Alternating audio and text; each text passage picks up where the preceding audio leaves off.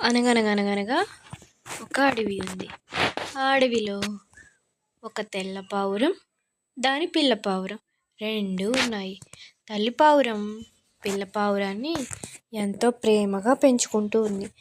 తను అడిగినవన్నీ కాదనకుండా తెచ్చిపెడుతూ తనని ఎంతో ప్రేమగా చూసుకుంటూ ఉంది.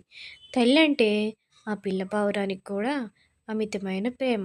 అది ఎప్పుడు చాలా సంతోషంగా చూస్తూ ఉంటుంది అమ్మని కూడా. అమ్మ అంత ప్రేమ ఎలా పంచుతుందో తనకి అప్పటికే అర్థం కాదు. పైగా తనకు తన తల్లి ప్రేమే కాదు, ఇంకా ఎన్నో సందేహాలు ఉన్నాయి. ఆ ప్రశ్నలన్నింటినీ వాళ్ళమ్మ ఒకరోజు తీరిగ్గా తన ఎదురుగానే ఎగురుతూ ఉంటే వాళ్ళమ్మను అడగసాగింది. అప్పుడు ఏమని అడిగిందంటే, అమ్మా, నేను ఎవరితో స్నేహం చేయాలి, ఎవరితో స్నేహం చేయకూడదు అని పిల్ల పావురం తల్లి పావురాన్ని అడిగింది. దానికి తల్లి పావురం, నీకు వివరంగా చెబుతాను ఉండు అంటూ కొంచెం సేపు ఆగమని చెప్పింది. ఇప్పుడు తల్లి పావురం బాగా ఆలోచించుకొని తనకు చాలా విచిత్రంగా చెప్పింది. ఎవరైతే ప్రతిదానికి కోప్పడకుండా ఉంటాడో, ఎవరైతే ప్రతిదానికి కష్టపడుతూ ఆహారాన్ని సంపాదించుకుంటూ ఆహారాన్ని నిల్వ చేసుకుంటూ ఉంటారో వాళ్ళతో స్నేహం చేయాలి. ఎవరైతే ఊరికే కోప్పడుతూ ఉంటారో వాళ్ళతో స్నేహం చేయకూడదు. ఇంకా ఎవరైతే ఇతరుల్ని ముంచాలి, వాళ్ళని నాశనాన్ని కోరుకుంటూ ఉంటారో అలాంటి వారితో స్నేహం చేయకూడదు. ఇంకా ఊరికే అనవసరంగా గంతులు వేస్తూ పిచ్చి పిచ్చి వేషాలు వేసే వాళ్ళతో కూడా అసలు స్నేహమే చేయకూడదు అని తల్లి పావురం పిల్ల పావురంతో చెప్పింది. అప్పుడు పిల్ల పావురం, అమ్మా, వీటికి ఉదాహరణలు కూడా చెప్పొచ్చు కదా అని అడిగింది. అప్పుడు వాళ్ళమ్మ అంటుంది, నీకు ఇప్పుడు చెప్పినా అర్థం కావమ్మా, కొంచెం ఆగు. నీకు కొంత వయసు వచ్చిందంటే చుట్టూ తిరుగుతూ ఉంటే నీకే అర్థమవుతుంది. అప్పటి వరకు నువ్వు ఎదురు చూస్తూ ఉండు, ఊరికే గమనిస్తూ ఉండు ఎవరినైనా, ఎవరు మంచివాళ్ళో ఎవరు చెడ్డవాళ్ళో, ఎవరు ఎవరి కోసం న్యాయంగా ఉంటున్నారో లేక ఇతరులు ఎవరైనా ఎప్పుడు అన్యాయం చేయాలని కోరుకుంటున్నారో చూస్తూ ఉంటే అర్థమవుతుంది అని చెప్పింది తల్లి పావురం. అప్పుడు పిల్ల పావురం, సరేలేమ్మా, నువ్వు పెద్దదానివి కదా, పెద్దవాళ్ళ మాటలు అస్సలు అర్థమే కావు అని అంటుంటారు కదా వేరే వాళ్ళు. ఇప్పుడు నిజంగానే అలాగే అనిపిస్తుంది. పెద్దవాళ్ళ మాటలు పిల్లలకి అంత బాగా అర్థం కావు. అందుకే పెద్దవాళ్ళు ఒకసారి చెప్పినా వినిపించుకుంటారు, పిల్లలకి ఎన్నిసార్లు చెప్పినా అందుకే గొడవ చేస్తూ ఉంటారు అని పిల్ల పావురం తల్లి పావురంతో చెప్పింది. ఒకరోజు నేను నీకు ఆహారాన్ని తీసుకొస్తాను ఉండమ్మా అని చెప్పేసి తల్లి పావురం అక్కడి నుంచి వెళ్ళింది. పిల్ల పావురం అక్కడే ఉండి చుట్టూ గమనిస్తూ ఉంది. అలా చూస్తూ ఉండగానే దూరంగా కొన్ని చీమలన్నీ కలిసి ఒకే లైన్లో వెళ్తూ ఉన్నాయి. అవి అలా ఒకే లైన్లో ఎందుకు వెళుతున్నాయో దానికి అర్థం కాలేదు. కనీసం ఎందుకు అలా ఒకే లైన్లో వెళ్ళాలి, 2-3 లైన్లు అయినా వెళ్ళొచ్చు కదా, తొందరగా గమ్యాన్ని చేరుకుంటారు అని ఆలోచించింది పావురం. ఇదేమిటి, వీళ్ళు ఒకేసారి యుద్ధానికి వెళ్తున్నారేమో అన్నట్టుగా అన్ని చీమలు వెళ్తున్నాయి. అవి ఎందుకు అలా వెళ్తున్నాయో ఆ పావురానికి అర్థం కాలేదు. అంచేత అది వాటిలోంచి ఒక చీమను పిలిచి మాట్లాడి అవి ఎందుకు ఒకే లైన్లో వెళ్తున్నాయో తెలుసుకోవాలి అనుకుంది. అలా వెళ్తున్న చీమల్లోంచి ఒక చీమను తన దగ్గరకు పిలిపించుకుంది. ఆ చీమను నిలబెట్టి అడగసాగింది. చీమ, మీరెక్కడికి వెళ్తున్నారు, ఇంతమంది ఉన్నారే ఎందుకు, మీకెవరినైనా చూస్తే భయమా అని అడిగింది పావురం. అప్పుడు చీమ, మాకు భయం ఏమీ ఉండదు, కానీ మేమందరం కలిసి ఆహారాన్ని సంపాదించుకోవడానికి వెళ్తున్నాం అని చీమ చెప్పింది. దానికి పావురం, మీరు అందరూ ఎందుకు వెళ్ళాలి, ఒక్కొక్కళ్ళు వెళ్తే సరిపోదా మీకు అని అడిగింది పిల్ల పావురం. అప్పుడు చీమ అంది, లేదు, ఒక్కొక్కళ్ళం ఒక్కో రోజుకి కాకుండా ఇంకా ఎక్కువ రోజులకే ఆహారాన్ని సంపాదించుకుంటాం.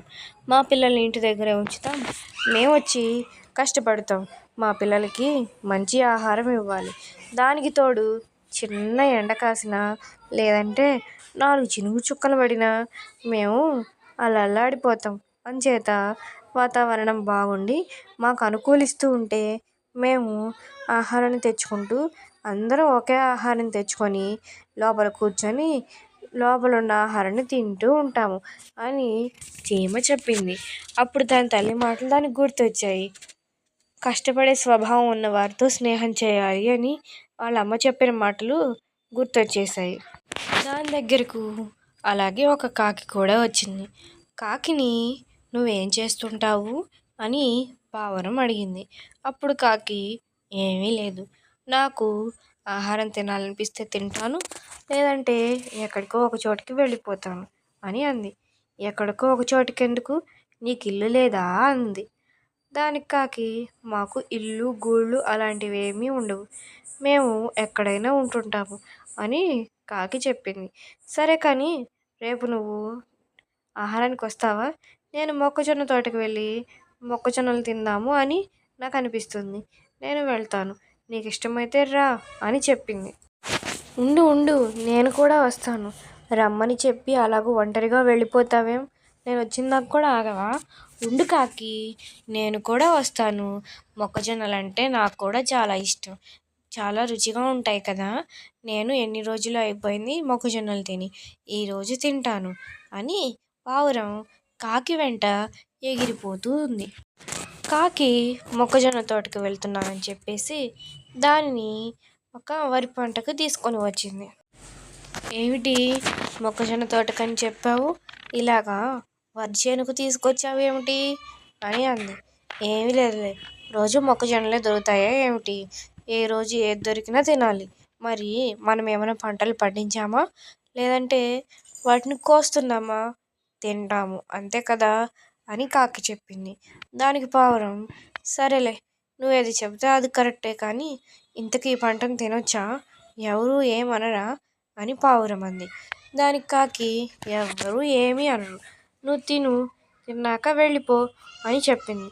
కానీ కాకి మాత్రం సగం తింటుంది, సగం పాడు చేస్తుంది. అది అలాగూ పాడు చేస్తూ ఉంటే పావురం ఎందుకు నువ్వు అలాగ పాడు చేస్తూ ఉన్నావు, అలా చేయొద్దు అని చెప్పింది. ఏం కాదులే, మనల్ని ఏమన్నా చేయొద్దని ఎవరైనా చెప్పారా ఏమిటి అని కాకి బదులు సమాధానం ఇచ్చింది.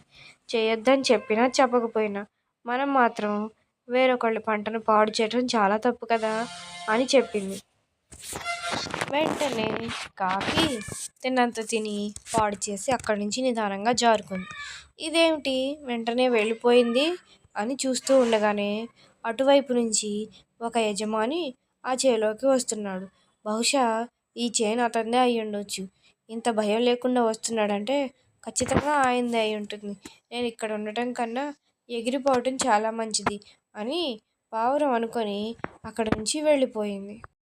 అక్కడ జరిగిందంతా పిల్ల పావురం తల్లి పావురంతో చెప్పింది. అమ్మ, మొదట నేను చీమను కలిశాను, అది తన గురించి తన వాళ్ళ గురించి కష్టపడే స్వభావం గురించి నాకు వివరంగా చెప్పింది. తర్వాత నేను ఒక కాకిని కలిశాను, అది మాత్రం దొంగతనంగా ఆహారం తినేస్తుంది, పైగా నన్ను వెంట తీసుకొని వెళ్ళింది, నన్ను తిరిగి తీసుకొని రాకుండా తన యజమాని వచ్చేస్తున్నాడు అని చెప్పేసి నన్ను అక్కడే వదిలేసి వచ్చేసింది. అస్సలు నమ్మకూడదమ్మా, నువ్వు చెప్పింది చాలా కరెక్ట్, అబద్ధాలు ఆడే వాళ్ళని, మనల్ని ఎప్పుడూ మోసం చేయాలనుకునే వాళ్ళని అస్సలు నమ్మకూడదు. అదే నువ్వు చీమతోటి స్నేహం చేసి ఉండుంటే నీకు ఎలా బ్రతకాలో, ఎలా ఆహారం సంపాదించుకోవాలో, ఎలా కష్టపడి జీవించాలో తెలిసి ఉండేది. అందుకే అంటారు మంచి వాళ్ళతోనే స్నేహం చేయాలి, మంచి వాళ్ళతో స్నేహం చేస్తే మనం కూడా మంచి వాళ్ళం అవుతాం. అదే ఈ కథలోని నీతి. పిల్లలు, మీకు ఈ కథ నచ్చిందా?